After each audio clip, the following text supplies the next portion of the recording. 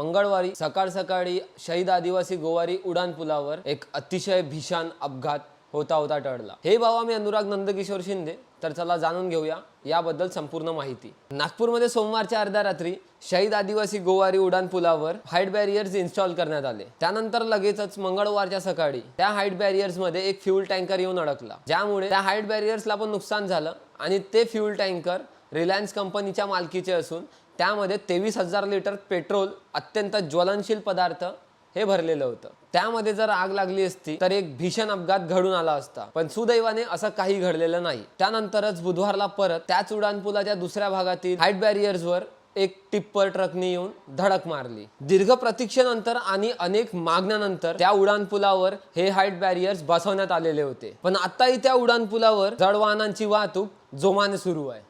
मंगळवारी झालेल्या अपघातानंतरही प्रशासन जागा झालं नाही, तर लगेचच बुधवारी परत झालेल्या भिडंतमुळे प्रशासनाच्या कामावर अनेक प्रश्न उचलले जात आहेत। अपघातांचे कारण साइन बोर्ड योग्य ठिकाणी नसल्याचे हे सांगितले जात आहे, पण काय साइन बोर्ड योग्य ठिकाणी लावल्यानंतर या अपघातांची संख्या कमी होईल?